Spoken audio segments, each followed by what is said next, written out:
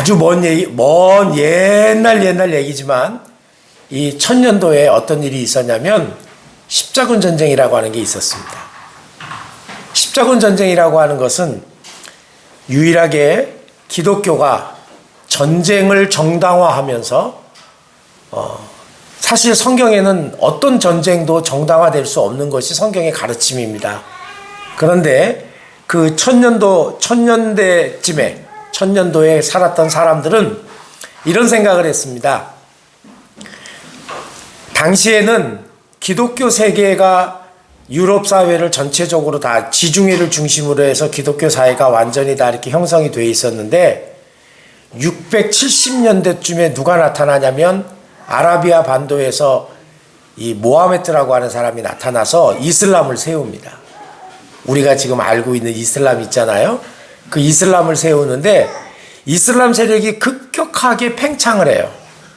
그러면서 아라비아 반도와 팔레스타인, 지금 그 이스라엘 지역, 그 다음에 이집트, 그 다음에 그 위쪽으로 쭉 해서 모로코까지, 그러니까 완전히 그 밑에 지역, 로마와 그 다음에 그리스와 그쪽 그 지중해 위쪽 지역을 제외한 밑에 쪽 지역은 완전히 다 이슬람의 세력이 들어갑니다. 어쨌든 급격하게 팽창을 해요. 우리가 생각하는 것의 이상으로. 그러면서 예루살렘을 이 이슬람 세력이 점령을 합니다. 그동안에 기독교 신앙을 신실하게 지켰던 사람들에게 있어서의 가장 중요한 덕목 가운데 하나가 뭐냐면 평생에 이 주님이 태어나시고 죽으셨던 예루살렘을 방문하는 거예요. 그 성지순례라고 이야기합니다. 근데 이 성지순례의 길이 막혀요. 막히니까 많은 사람들이 고민을 합니다. 우리의 성스러운 장소인데 이교도들이 거기를 점령하고 있으니 이건 하나님께 영광이 되지 않는다 생각을 하고 고민하다가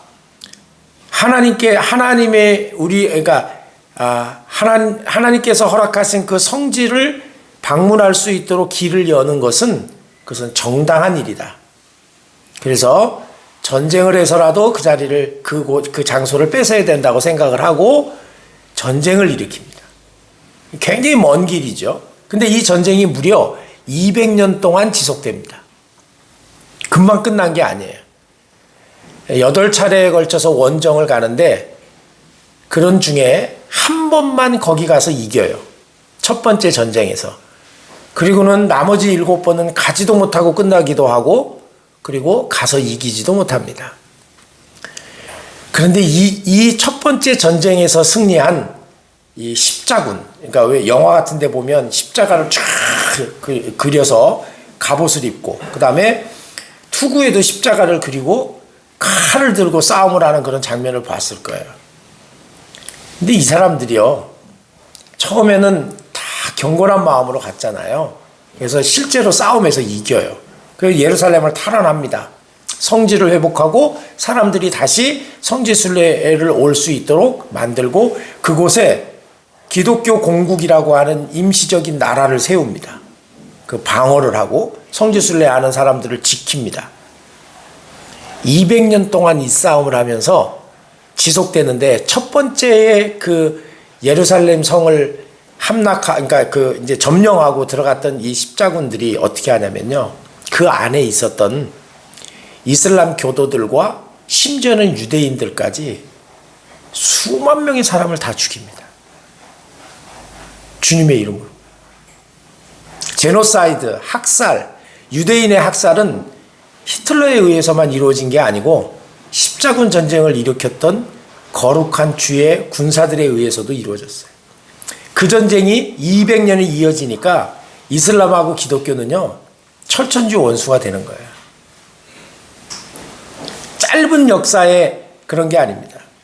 제가 이제 십자군 전쟁 이야기를 하려고 하는 게 아니고 그렇게 되면서 매 차례에 걸쳐서 원정 이 경기를 해야 돼요. 원정 전쟁을 해야 되는데 점점 사람들이 두렵잖아요. 왜? 전쟁에 가면 죽는 사람이 태반이잖아요. 전쟁은 필연적으로 죽음을 수반하게 돼 있어요.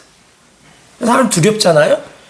그러니까 교회에서 어떻게 얘기를 했냐면 전쟁에 나가서 죽으면 여러분은 죽는 순간에 바로 모든 죄를 사하고 천국으로 그냥 직행합니다.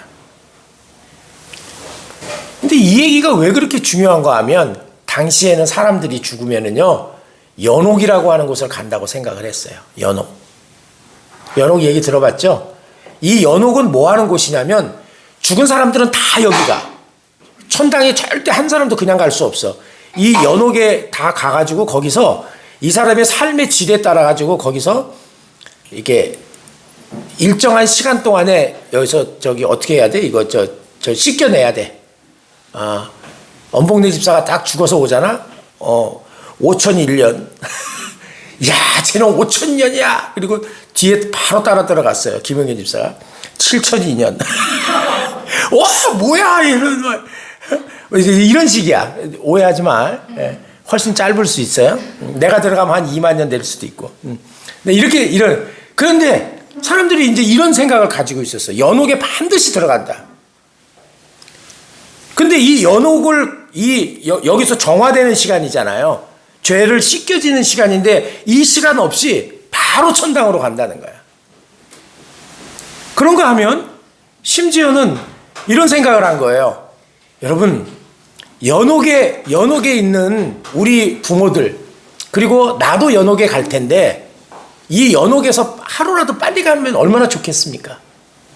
하루라도 빨리, 단 얼마라도 더 여기를 빨리 끝내고 천국으로만 갈 수 있으면 얼마나 좋겠습니까?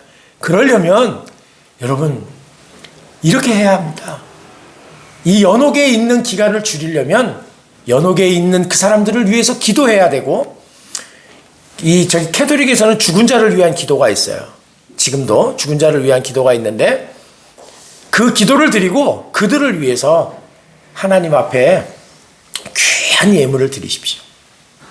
그러면 여러분의 그 금화가 헌금통에 딸랑 떨어지는 순간에 여러분의 부모님들은 연옥에서 천국으로 슉 올라갑니다. 그럴듯하잖아요. 내가 돈이 많이 있으면 뭐해? 이제 곧 죽을 텐데. 인간은 다 죽게 돼 있잖아요. 그런데 거기 이게 돈을 헌금을 하면 땡그랑 올라간대. 그게 얼마나 좋아. 그게 면죄부예요. 그게 면죄부. 이렇게 이런 것들이 먹혔던 이유는요, 두 가지의 요인이에요. 하나는 13세기에, 그러니까 1200년도죠. 13세기, 14세기에 걸쳐서 유럽의 인구의 3분의 1이 줄어드는 패스트가 유럽을 덮습니다. 그러니까 이걸 처음에 원인도 몰라요.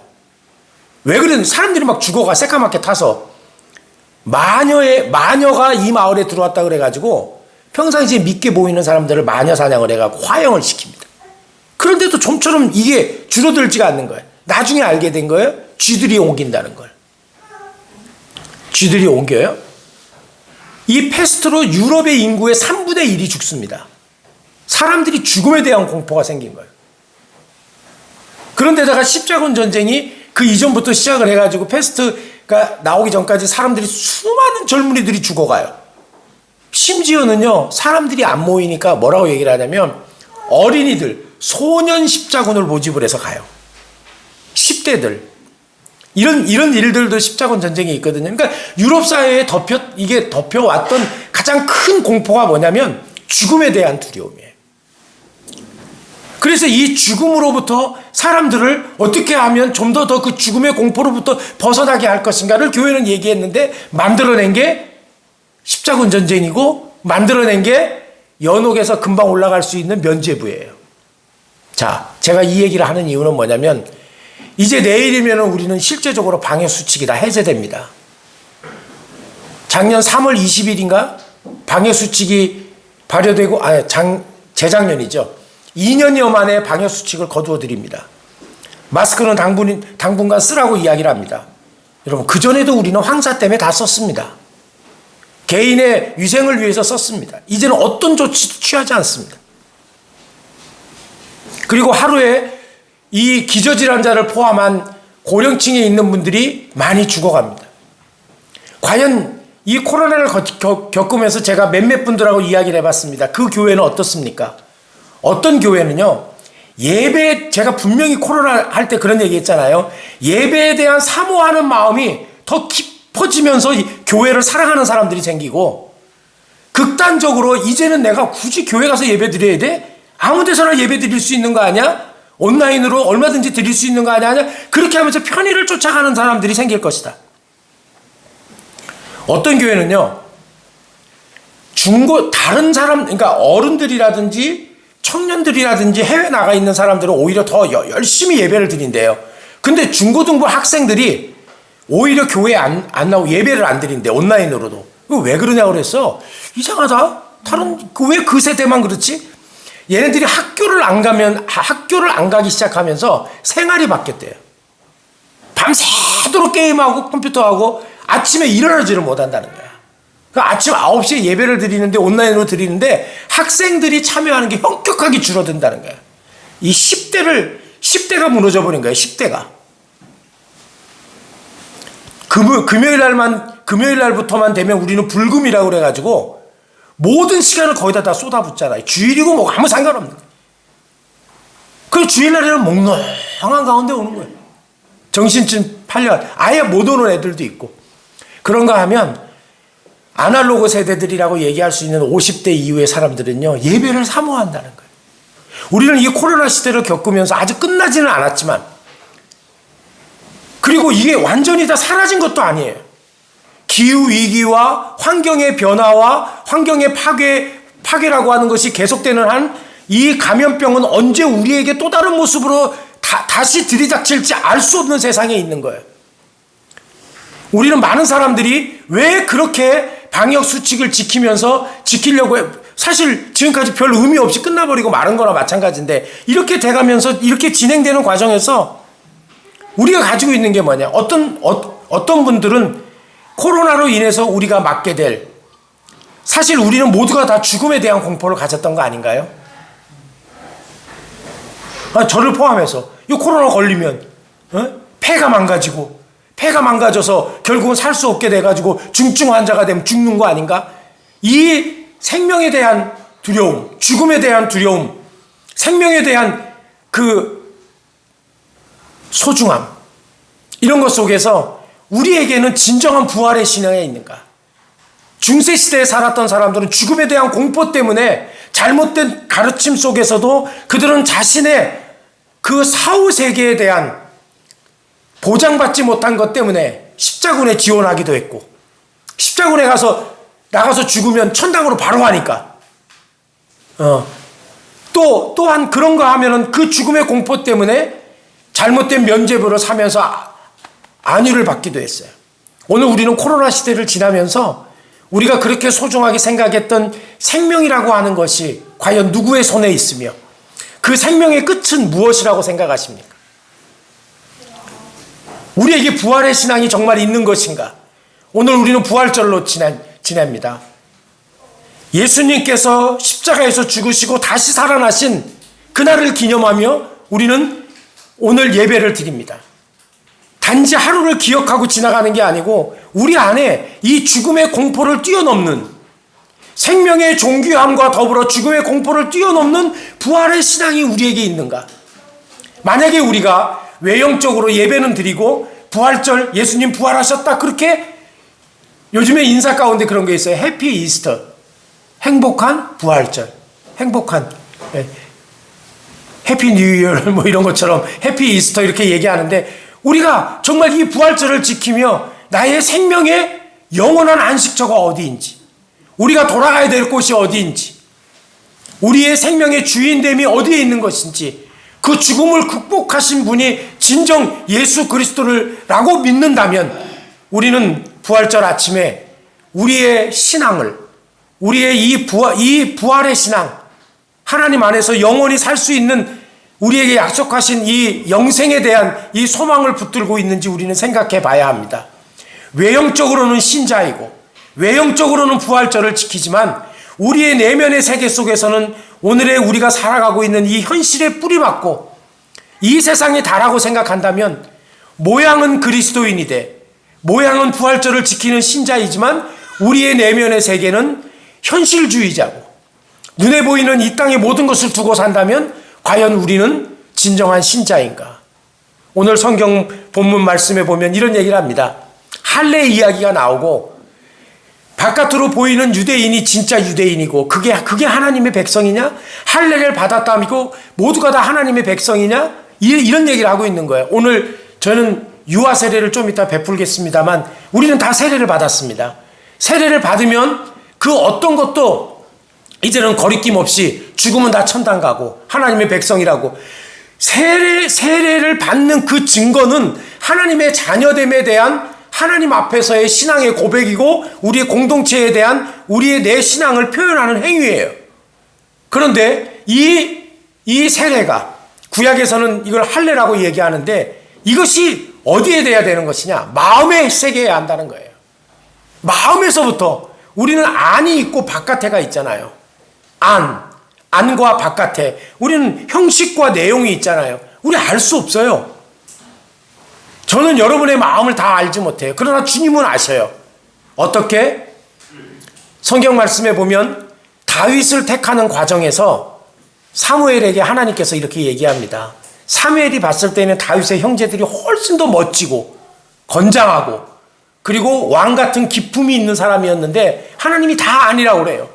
그리고 마지막 다윗이 들어왔을 때 바로 얘다 이렇게 얘기를 합니다. 그러면서 하나님께서 사무엘상 16장 7절에 보면 이렇게 말씀하십니다. 내가 보는 것은 사람과 같지 아니하니 사람은 외모를 보거니와 나 여호와는 중심을 보느니라. 여기 이 중심이라는 말이 영어로 heart, 마음이에요. 하나님은 마음을 보신대요.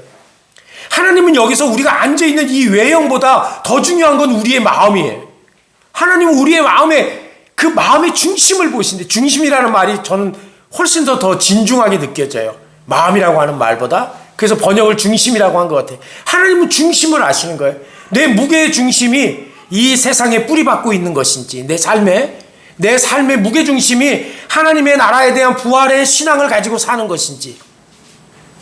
저는 성경을 보면서 이런 생각을 해봤어요. 예수님께서 부활하셨잖아요. 실제로 살아나셨다고요. 이건 기적 같은 일이에요. 죽어서 3일 동안 무덤에 갇혀 있었던 그분이요. 오늘 우리가 지키는 이 부활절 아침에 그분이 살아나셨어요. 가짜가 아니에요. 진짜로 살아나셨어요. 그리고 예수님께서는 제자들에게 찾아가셨어요. 나다. 내가 그래서 나다 그러는 거야. 나다. 그런 얘기요. 무슨 말이 필요했어요. 3년 동안 같이 지냈던 제자들에게 나다 그렇게 얘기한 거예요. 근데 그 자리에 누가 없었어요? 도마가 없었잖아요. 그 말을 전해 들은 도마가 이렇게 얘기합니다. 나는 믿지 못하겠다. 나는 직접 예수님을 봐야 되겠고 만져봐야 되겠다. 창자국을 만져봐야 되겠고 못자국을 내가 만져봐야 되겠다고 얘기합니다. 그 얘기를 제자들에게 다른 동료 제자들에게 당당하게 이야기하는 그 모습을 부활하신 주님께서는 시공간을 초월해서 분명히 쩌렁쩌렁하게 들으셨을 거예요. 그리고 두 번째 제자들을 이 도마와 함께 제자들과 도마가 함께 있는 그곳에 주님이 찾아가십니다. 그리고 도마에게 나타납니다. 도마야 이리 와라. 봐라. 만져봐라. 도마는 만지지 않았습니다. 그러나 그는 자기 눈으로 부활하신 주님, 창자국과 못자국, 그리고 자기가 3년여 동안 주님을 따라다녔던 그분이 실체하고 있다는 것을 그는 거기서 만난 거예요. 마치 바울이 다메섹 도상으로 내려가는 중에 예수 믿는 사람을 체포하고 감옥에 가두기 위해서 당당하게 자신의 그 종교적인 열심을 가지고 있었던 사람들과 다메섹으로 내려가는 중에 길 위에서 부활하신 주님을 만나잖아요. 다른 사람은 소리는 들었지만 아무도 보지 못했잖아요. 근데 바울은 봤잖아요. 부활하신 주님을 보았어요. 이거 놀라운 사건이에요. 본 거예요. 부활하신 주님을 만난 거예요. 그리고 그런 것처럼 도마는 자기 혼자 어디를 가다가 본 거는 아니지만 제자들과 함께 있는 중에 첫 번째 주님이 오셨을 때 보지 못했던 그 자리에 자신의 의심과 믿지 못함을 당당하게 얘기했던 그 도마에게 주님이 두 번째 나타나셨을 때 도마가 보았어요. 한 사람은 다메섹 도상에서 부활하신 주님을 보았고 도마는 제자들과 함께 두 번째 실제로 부활하신 모습을 보여주신 주님의 그 창자국과 못자국을 지근거리에서 최소한 봐라 그랬으니까 1m 이내에서 주님은 다가섰을 거예요. 보라고. 이렇게. 그리고 만납니다. 두 사람의 만남의 사건은 사뭇 다른 뉘앙스를 가지고 있지만 부활하신 주님을 만난 거예요. 그 부활하신 주님을 만난 이후에 바울은 어떻게 했습니까? 그는 자신이 가지고 있었던 그 모든 특권과 그리고 그 모든 학벌과 그 모든 종교적인 백그라운드를 버리고 예수 그리스도가 부활하셨고 예수가 그리스도이시며 우리의 구원자이심을 증거하기 위한 평생에 걸쳐 자신의 남은 삶을 온전히 거기에 다 바칩니다. 그는 안에서부터 주님을 만났고 바깥으로 드러나는 자신의 행동과 삶을 통해서 완전히 주님을 증거하는 사람으로 안과 밖이 동일한 삶을 살다가 그는 순교의 자리에 이르게 됩니다. 바울은 어떻게 됩니까? 성경에 보면 도마에 대한 기록이 없습니다. 그런데요, 저는 못 갔다 왔습니다만 도마의 죽음이 인도에 있대요. 인도에 가면 여기가 도마의 무덤입니다라고 이야기하는 그 무덤이 있대요. 진짜인지 아닌지는 모르겠지만 인도에 가면 있다는 거예요. 그러니까 다른 기록이라든지 구전되는 그 이야기에 의하면 도마는요 인도까지 갔대요. 인도면 예루살렘에서 인도는요 무지하게 먼 거리예요. 시리아를 거치고 이란을 거치고 지금 뭐 키르기스탄 그 다음에 그 실크로드를 거쳐서 이제 쭉쭉쭉쭉쭉 오다가 아프가니스탄 이런 데를 파키스탄 아프가니스탄을 거쳐서 인도로 와야 되는 꽤 무지하게 먼 길입니다. 그곳에 와서 도마가 복음을 전하고 그리고 거기서 죽었다는 구전되는 이야기가 있어요. 자, 그렇다면 생각해 보십시다. 도마가 인도까지 가는 길에 무슨 생각을 했을까요? 어떤 마음이었을까요? 그 먼 길을 어떻게 갈 수 있을까요? 지금처럼 비행기 타고 몇 시간 만에 휙 날아갈 수 있는 길이 아니잖아요. 정말 먼 길이잖아요. 목숨을 내놓고 가야 되는 길입니다. 그 길을 갈 때마다 도마의 심정은 어땠을까요?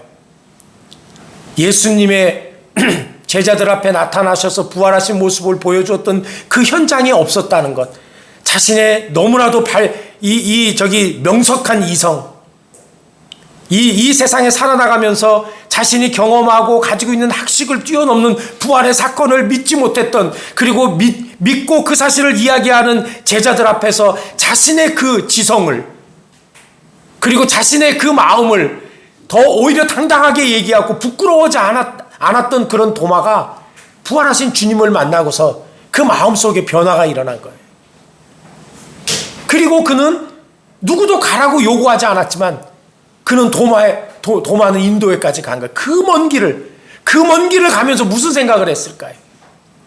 어쩌면 주님에 대한 그 빚진 마음의 심정, 그 빚진 마음은 믿지 못했던, 다른 제자들이 부활하신 주님을 다 만났다고 얘기하는데 본인은 못 믿어. 나는 믿지 못하겠다.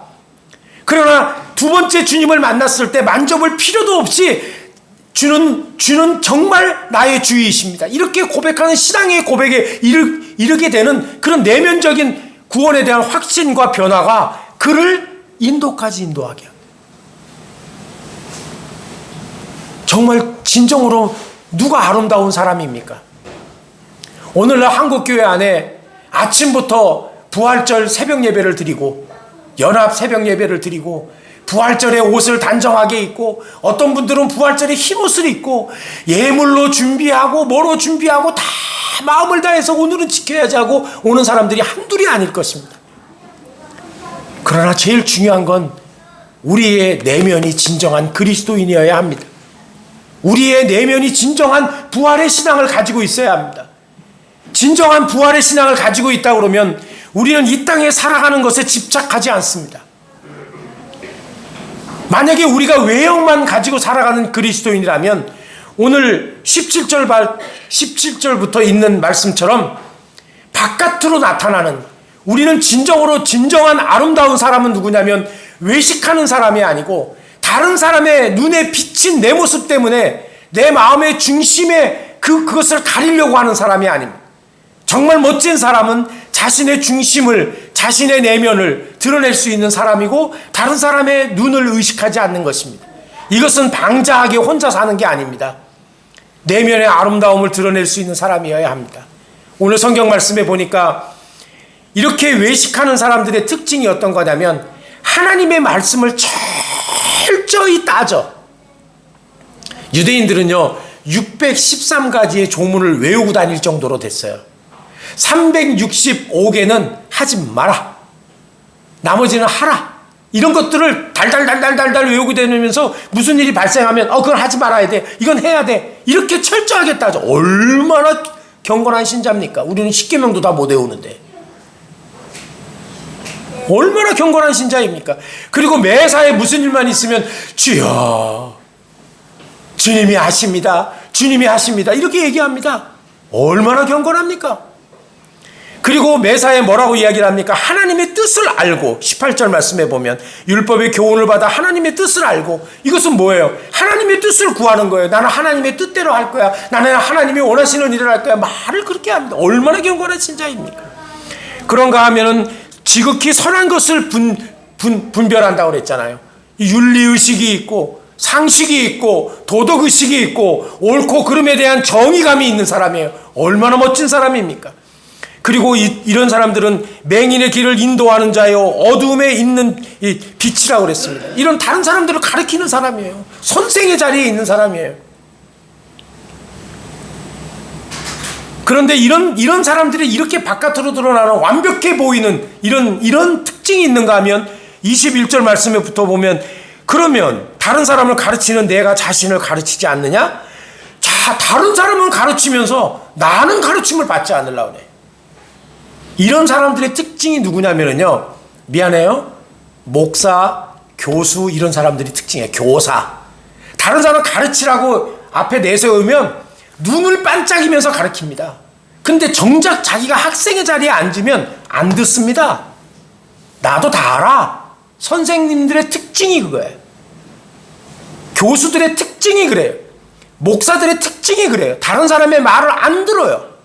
자기가 가르치라고 그러면 조는 사람 꼴을 못 봐. 근데 본인은 앉으면 줘라. 다른 일에, 핸드폰에. 여러분, 이게 특징이에요. 저는 어제도 개강 예배를 드리면서 설교를 하시고 또 권면을 하시고 하는 부분에 저도 예전에는 그랬어요. 에이, 뭐 다 똑같은 얘기인데. 아니에요. 하나님이 말씀을 하시더라고. 여기 그런 얘기를 하는 거예요. 다른 사람을 가르치는 내가 자신은 가르치지 않느냐?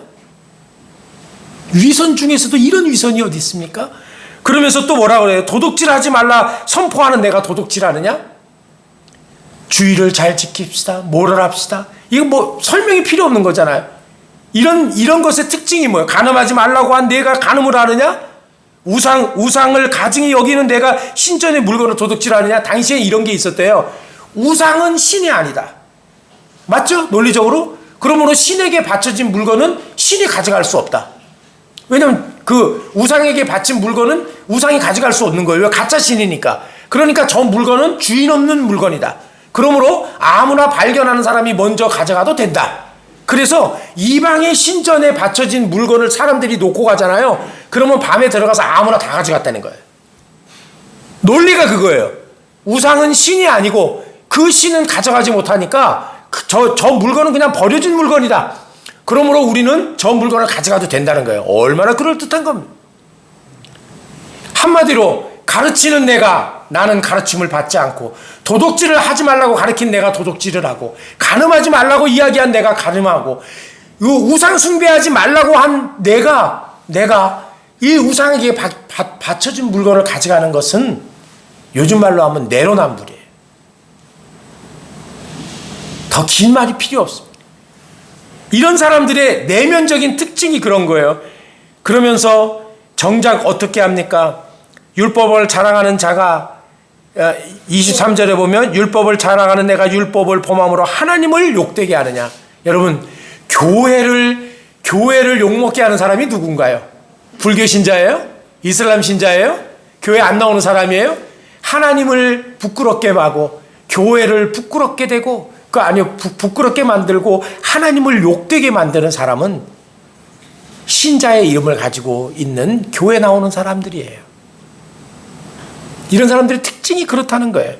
그러므로 우리가 진정한 그리스도인, 안과 밖이 하나가 되어서 하나님께서 진정 원하시는 아름다운 사람, 아름다운 그리스도인, 아름다운 사람의 머문 자리, 우리가 살아간 그 시간들이 나중에 누군가가 여러 가지로 표현할 수 있겠지만 여기 진정으로 주님을 사랑하는 아름다운 사람이 잠들어 있다. 뭐 이렇게 표현하는 것처럼 정말 아름다운 한 사람의 신앙인, 세상에서는 누구도 기억하지 못해도 하나님의 마음속에, 중심을 보시는 하나님의 마음속에 아름다운 그리스도인으로 기억된다면 그 인생은 결코 실패한 인생이 아닙니다.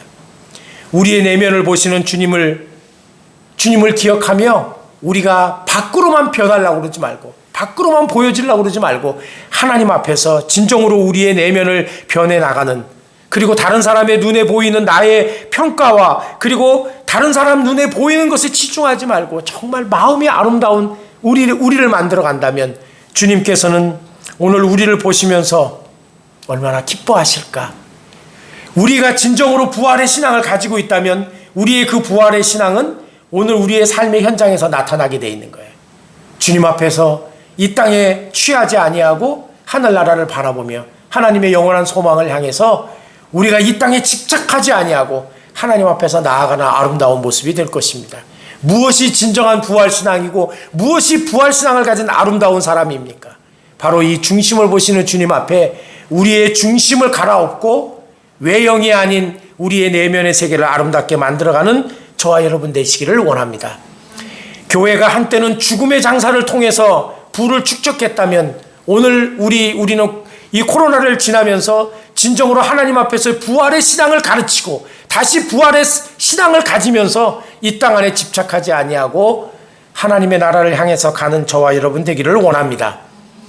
진정으로 누가 아름다운 사람인가를 생각해 보십시다. 부활의 주님을 만나서 변화된 삶으로 주님의 영광과 복음을 위해 살다간 한 사람으로 기억되기를 원합니다.